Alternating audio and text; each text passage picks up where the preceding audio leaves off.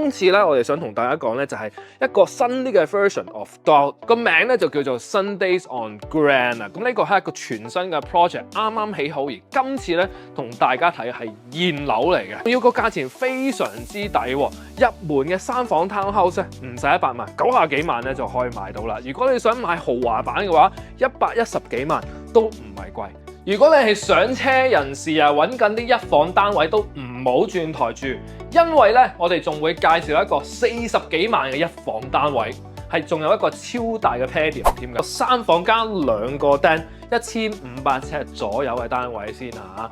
首先入到嚟咧，我就想讚一讚佢先，因為咧我就覺得佢個樓底咧係高嘅，咁佢呢個係超過9尺啦，佢話差唔多去到10尺，我估佢大約9尺半左右嘅樓底啦。咁一般我哋平時睇嗰啲屋咧，通常都係9尺樓底，咁所以咧嗰個空間感啊或者通透感都比較好啦。佈局方面咧，見到佢喺呢一個位置咧就放咗 living room 啦，一張大嘅 sectional 嘅 sofa 喺度咧，你唔會話覺得係會壓釘嘅，因為咧有睇過啲 townhouse 可能喺呢個位比較窄啲嘅情況之下咧，放咗張 sectional 咧係冇位走，但係呢度唔會有咁嘅情況。上到嚟3樓呢個主人房，入到嚟咧心曠神怡。點解？因為可能一來而家天氣非常之好啦，採光真係冇得彈，呢啲全部係自然光嚟嘅，冇 filter 㗎。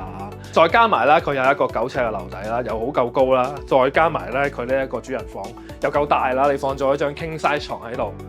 好正。佢咧就係一個40幾萬嘅1房單位啊！入到嚟咧就係好通透啦，同埋咧佢又係一個高樓底啦，9尺幾樓底啦。咁同埋我自己就覺得咧，佢呢一個嘅格局咧就好襟用啦。佢個廚房係一個 L 型嘅廚房啦，你想象一下喎，你通常而家去睇一啲嘅可能500零尺嘅1房單位咧，通常都係嗰一隻 linear 型㗎，但係佢有一個 L 型嘅廚房，仲要咧係會包1個車位添嘅話，你要知道啊。如果你揾緊一啲上車盤咧，我覺得呢個單位咧係絕對可以考慮嘅，因為個價錢夠平，2來又夠靜，3來有一個大嘅 patio。